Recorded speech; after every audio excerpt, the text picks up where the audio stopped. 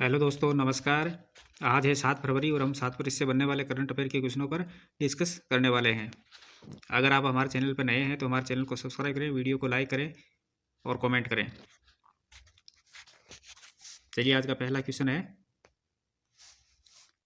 हाल ही में किस Akashvani news reader का निधन हुआ है? हाल ही में किस आकाशवाणी के न्यूज़ रीडर का निधन हुआ है? तो किसका हुआ? ये हुआ एस वेंकटरमन का। किसका हुआ? एस वेंकटरमन का।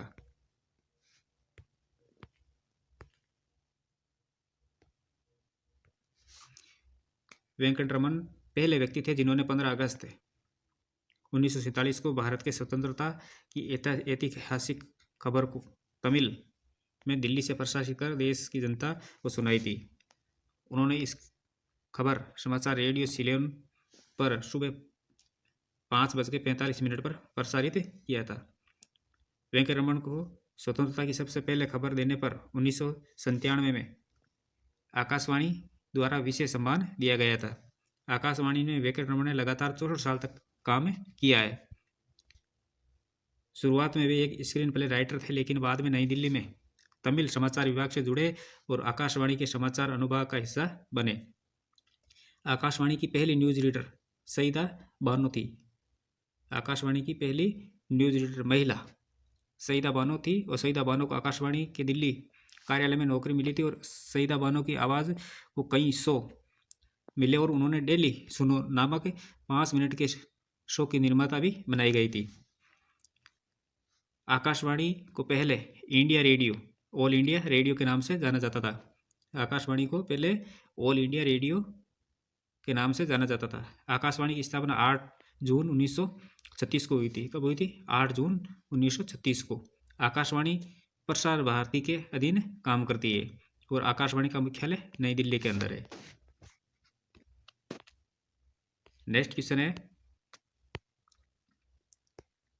हाल ही में किस इस्माइली मुस्लिमों के धार्मिक लीडर और आध्यात्मिक नेता व अरबपति का निधन हुआ है? हाल ही में किस इस्माइली मुस्लिमों के धार्मिक लीडर और आध्यात्मिक नेता व अरबपति का निधन हुआ है? तो किसका हुआ है? ये हुआ आगा खान का। किसका हो गया? आगा खान का।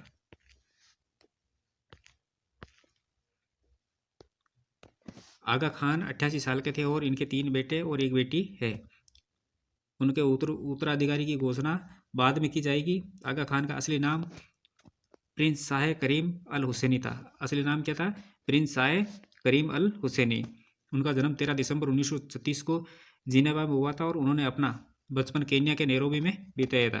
19 अक्टूबर 1957 को तंजानिया के दार एस सलाम में उन्हें आधिकारिक रूप से आगा खान चतुर्थ की उपाधि दी गई थी। आगा खान चतुर्थ की उपाधि दी गई थी। कब दी गई थी? 19 अक्टूबर 1957 को।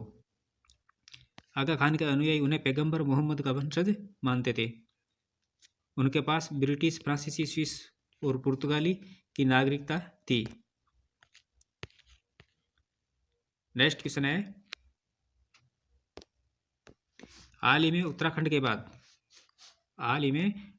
के बाद किस राज्य में भी समान नागरिक संहिता यानी यूसीसी लागू करने की घोषणा की है? तो किसने की है? ये की है गुजरात ने। किसने की है? गुजरात ने। सुप्रीम कोर्ट के रिटायर्ड जस्टिस रंजना देसाई को कमेटी का अध्यक्ष बनाया गया और इसके अलावा इस कमेटी में 4 सदस्य होंगे। सुप्रीम कोर्ट के जस्टिस रंजना देसाई को कमेटी का अध्यक्ष बनाया गया है और उनके अलावा यानी 5 सदस्यों की ये टीम बनाई गई है। कमेटी 45 दिनों में राज्य सरकार को अपनी रिपोर्ट सौंपेगी, जिसके आधार पर यूसीसी लागू करने का फैसला लिया जाएगा। समिति की रिपोर्ट तैयार करने के लिए मुस्लिम समुदाय और दूसरे धार्मिक नेताओं से भी मुलाकात करेगी। उत्तराखंड आज़ादी के बाद देश का पहला राज्य बना है जहाँ 27 जनवरी 2025 को यूसीसी लागू किया गया था। भूपेंद्र पटेल गुजरात राज्य के वर्तमान में मुख्यमंत्री है। भूपेंद्र भाई पटेल गुजरात के वर्तमान में मुख्यमंत्री है। भूपेंद्र पटेल गुजरात के 17वें मुख्यमंत्री है। कौन से? 17वें। और वे गुजरात की गठलोदिया विधानसभा सीट से विधायक हैं। आचार्य देवव्रत गुजरात के राज्यपाल हैं और गुजरात की राजधानी गांधीनगर है। नेक्स्ट क्वेश्चन है,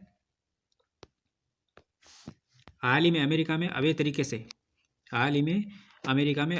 से रह रहे 104 भारतीयों को किस विमान से भारत लाया गया है? हाल ही में अमेरिका में अवैध तरीके से रह रहे 104 भारतीयों को किस विमान से भारत लाया गया है? तो किससे लाया गया है? ये लाया गया एस विमान C-17 से। किसे? C-17। अमेरिका से डिपोर्ट 104 इंडियन भारत पहुंचे। कितने पहुंचे? 104। अमेरिका में अवैध तरीके से रह रहे 205 भारतीयों को डिपोर्ट किया गया है, जिनमें 104 लोगों को लेकर यूएस मिलिट्री विमान C-17 अमृतसर एयरपोर्ट पर लैंड कर चुका है।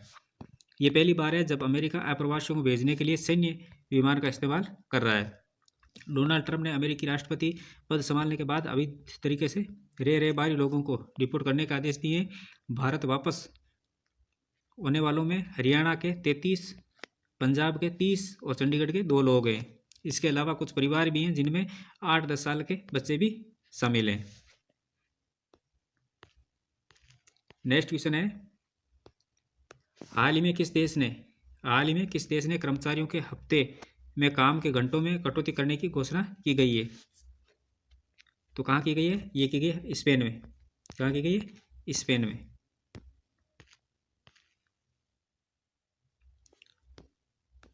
इस प्रस्ताव में हर हफ्ते काम के घंटों को 40 से घटाकर 37.5 करने का फैसला लिया गया है।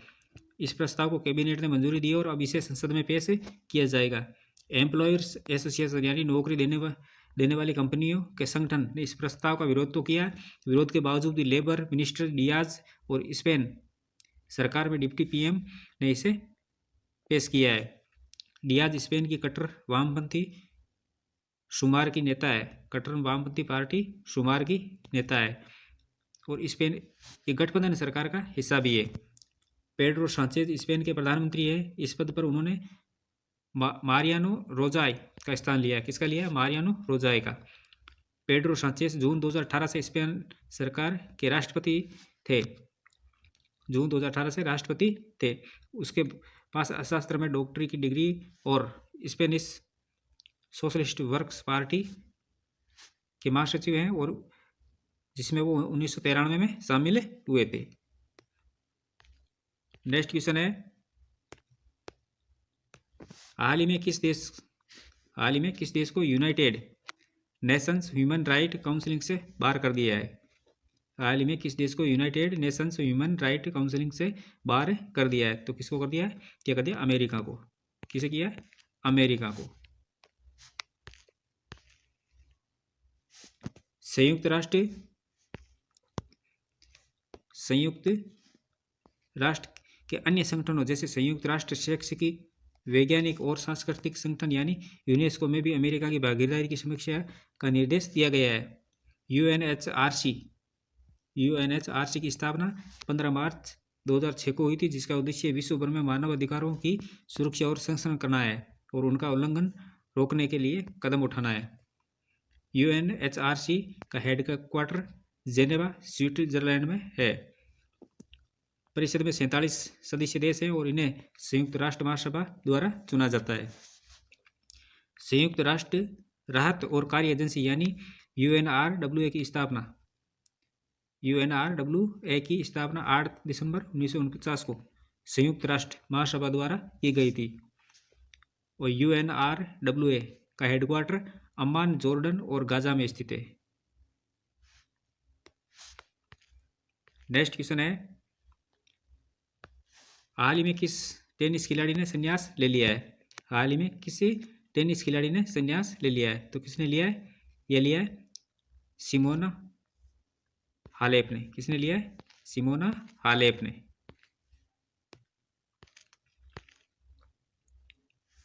दो बार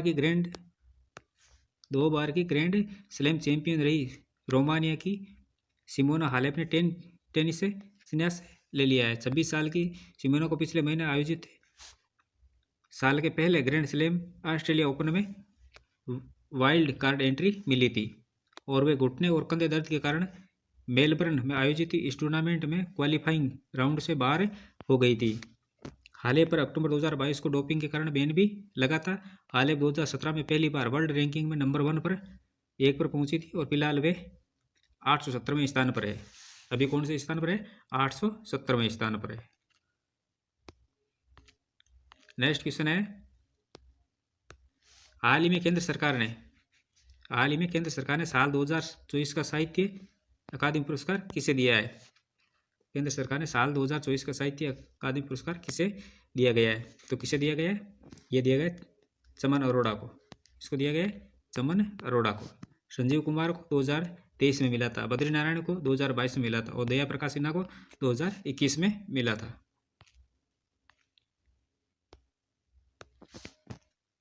इनको किस पुस्तक के लिए मिला है? एक और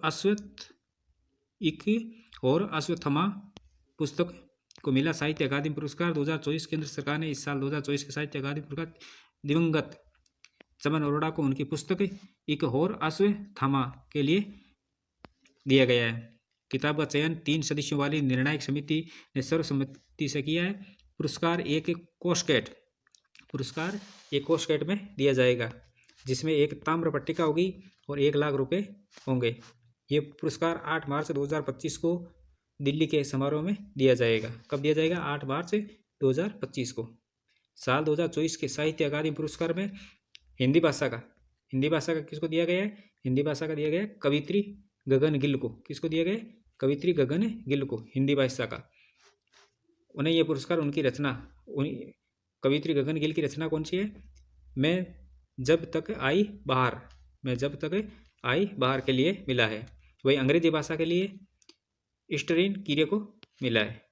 अंग्रेजी भाषा किसे मिला है? स्टरीन कीरे को। नेक्स्ट क्वेश्चन है, हाल ही में जम्मू फ्रंटियर के लिए सीमा सुरक्षा बल का नया महानिरीक्षक किसे नियुक्त किया गया है? तो किसे किया गया है? ये किया गया है शशांक आनंद को। किसको किया गया है? शशांक आनंद को।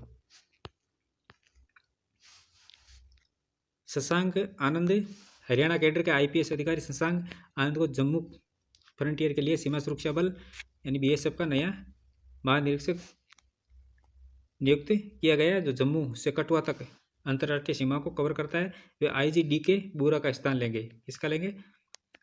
IG DK बोरा का स्थान लेंगे, जो अक्टूबर 2021 से फ्रंटियर का नेतृत्व कर रहे हैं। नेक्स्ट क्वेश्चन है, हाल ही में अवाडा ग्रुप और केसले ने किस राज्य में 1500 TBT के ग्रीन अमोनिया प्लांट की स्थापना की घोषणा की है? हाल ही में अवाडा ग्रुप और केसले ने किस राज्य में 1500 TPD की ग्रीन अमोनिया प्लांट की स्थापना की घोषणा की है? तो किसने की है? ये की उड़ीसा ने। किसने की है? उड़ीसा ने। ग्रीन अमोनिया ये गोपालपुरा सुविधा का उद्देश्य जीवाश्म ईंधन आधारित अमोनिया उत्पादन को अक्षय ऊर्जा से बदलना है, जिसमें कार्बन उत्सर्जन में उल्लेखनीय कमी आएगी और साथ ही स्वच्छ ऊर्जा समाधानों में भारत की अग्रणी भूमिका बढ़ेगी। रिपोर्ट के अनुसार केसले ने अब भारत में 5700 TPD की कुल हरित अमोनिया क्षमता का लाइसेंस प्राप्त कर लिया है। हाल ही में व्हाट्सएप आधारित वन मित्र आंध्र प्रदेश राज्य में 161 सरकारी सेवाएं उपलब्ध कराएगा। हाल ही में जापान की राजधानी में छत्रपति शिवाजी महाराज की प्रतिमा स्थापित की जाएगी। और आंध्र प्रदेश सरकार ने आर पी ठाकुर को अपना सलाहकार नियुक्त किया है। 4 फरवरी को श्रीलंका ने अपना राष्ट्रीय दिवस मनाया है। हाल ही में जापान देश ने मित्सुबिशी 6 उपग्रह लॉन्च किया है। मित्सुबिशी 6 उपग्रह लॉन्च किया है। किसने? जापान ने। तो दोस्तों, ये थी हमारी आज की क्लास। ऐसे ही महत्वपूर्ण प्रश्नों के साथ कल फिर मिलेंगे। तब तक के लिए धन्यवाद।